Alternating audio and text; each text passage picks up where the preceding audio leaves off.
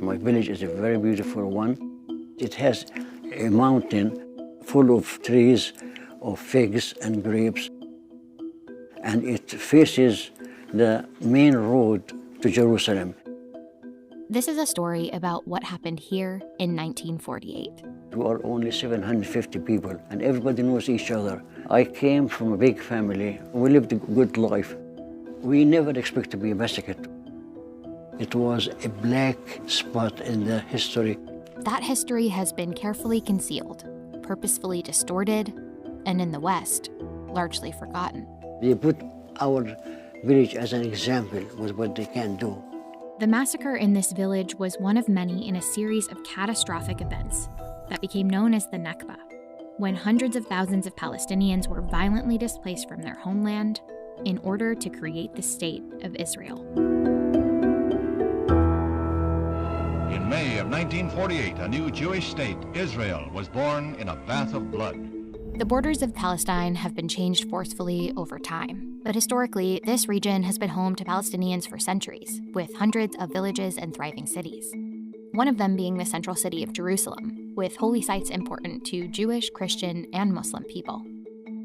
By the late Ottoman Empire, Palestinians living here were overwhelmingly Muslim, with minority Christian and Jewish native populations too.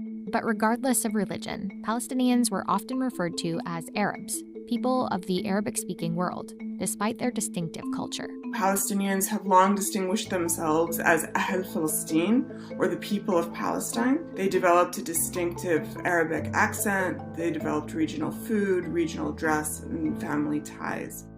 But by the time World War I began, several key political forces were competing for control of these lands. First, there was a growing Arab political movement, looking for independence from the Ottoman Empire in hopes of a unified Arab state that would include Palestine. Then there were Zionists, a political group that had one main goal: the creation of a Jewish state. Zionism was a response to an increasingly brutal climate for Jewish people, particularly in Europe and Russia, where there was a massive wave of anti-Semitism, including large-scale attacks in the late 1800s and early 1900s. After briefly considering other areas for a new state, including Uganda and Argentina, Zionist leaders decided on Palestine because of its connection to early religious history. But there was a third key group with political interests here: the British.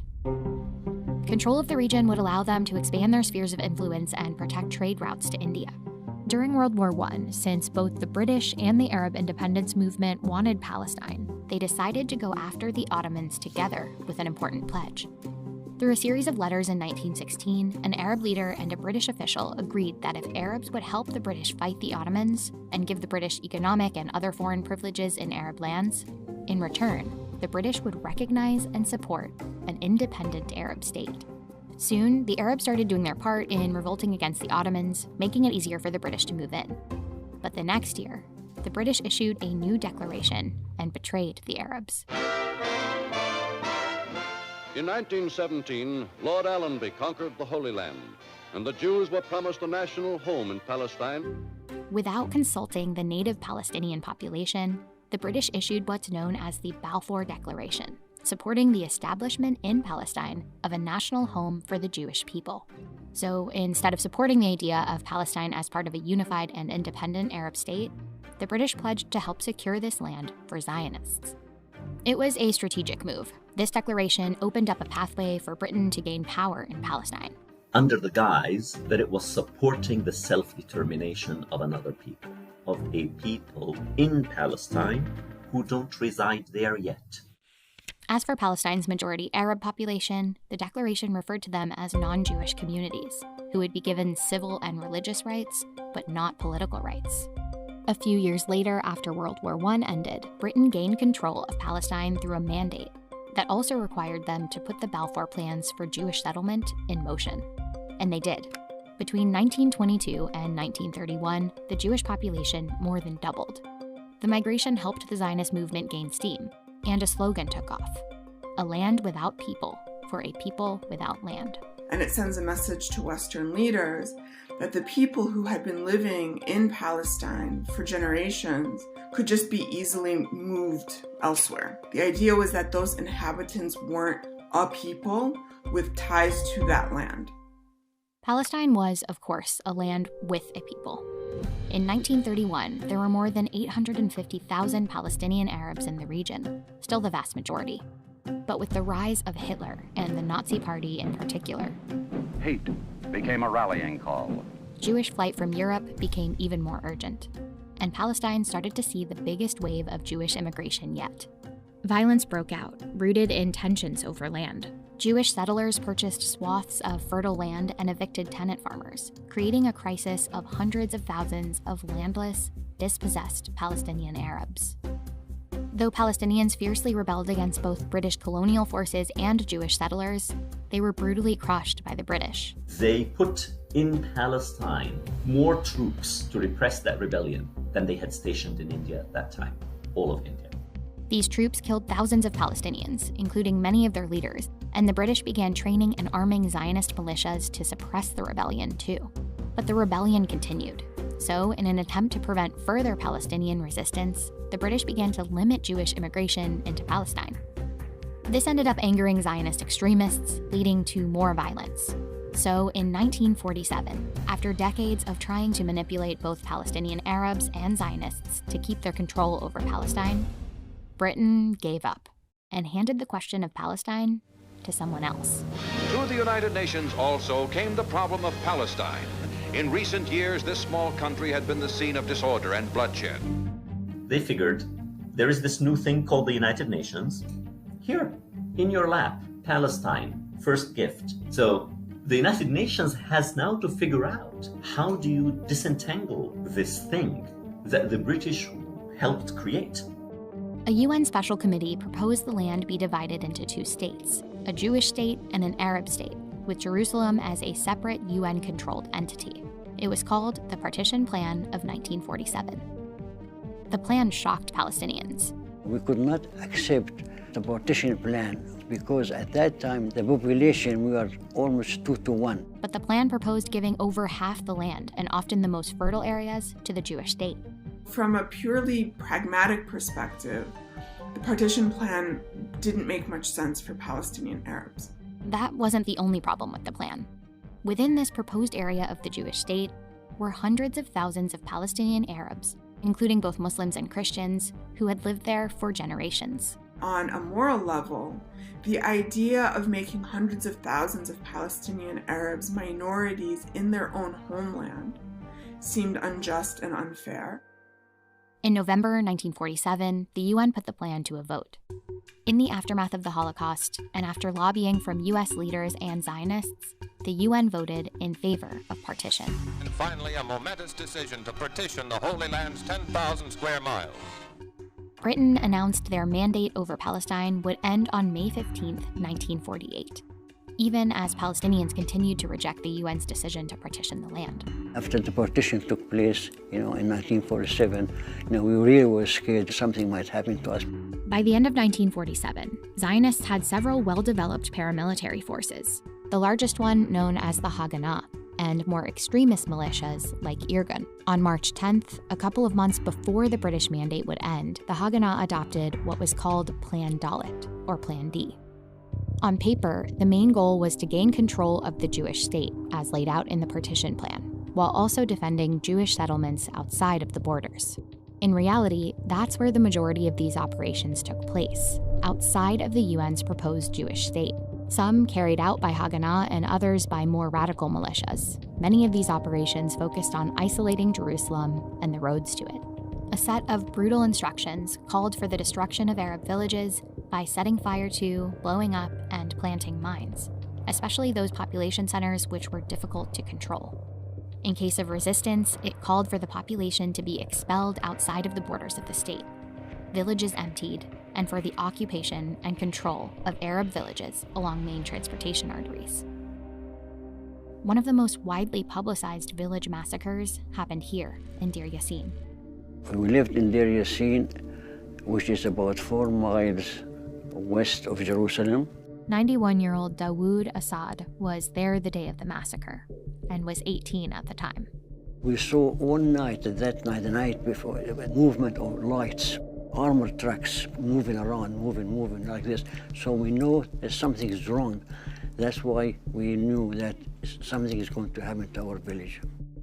On April 9th, 1948, extremist Zionist forces, executing Plan D, closed in on Deir Yassin, even though the village had made a local peace pact with neighboring Jewish settlements. Friday morning, they attacked us. My uncles, they were shooting at them, and I was there loading the gun for them and shooting. We fought about almost 2.5 hours. They found my uncle, and they put him on the wall, and they shot him 8 bullets in cold blood. My grandmother, she went in the village to see my mother. On her way, she got shot. My brother Omar fell from her shoulder to the floor, but the floor was a concrete one. Dawood escaped through a trench. I went down all the way down here like this. So it was 4 hours walking to Jerusalem. To this day, the archive of the Israeli army refuses to release many of the images and intelligence reports on Deir Yassin. But one UN report detailed circumstances of great savagery, including women and children stripped, lined up, photographed, and slaughtered. Roughly 100 people, largely children and the elderly, were killed in the village. As for Dawood, he later reunited with the group of Deir Yassin captives in Jerusalem, including his sister and mother. My mother says, "Where is your Uncle Radwan?" He says, "He was shot." "Where is your grandmother?" He said, "He was shot, and Omar was with her." So everybody has a commotion, you know. Where's Fatima? Where's Ibrahim? Where's Amaryam? Where is David? Where is Ahmed? Where is Ismail? I'm a dream about it, you know. News of what happened in Deir Yassin spread quickly, with far-reaching effects. The Zionist militias used it as a propaganda tool to tell people about it everywhere. The idea was that if you don't leave, we will do to you what happened in Deir Yassin. Stories came out about women being raped, about babies being killed, and induced a great deal of fear among the Palestinian Arab population, many of them fleeing as a result.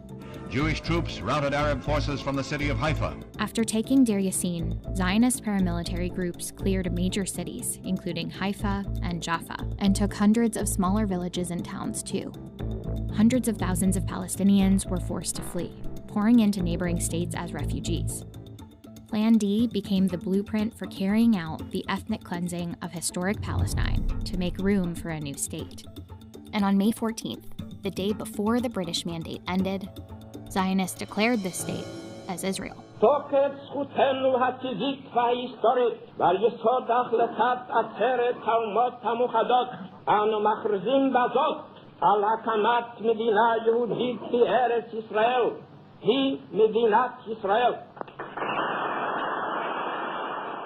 But the creation of Israel didn't end the Nakba. Neighboring Arab countries that were overwhelmed by Palestinian refugees immediately went to war with Israel. Now united in a League of Arab States, they are insistent that the entry of refugees into Palestine must be ended. The fighting lasted for months. Arab armies eventually lost while Palestinians continued to be killed and forced out throughout that time. Palestinians who fled often carried only enough to stay away for a few weeks, hoping they'd eventually return home. A lot of them locked their doors, put their key in their pocket, and then moved to safer ground. When you leave the house and you take your key with you, it's because you're planning to go home.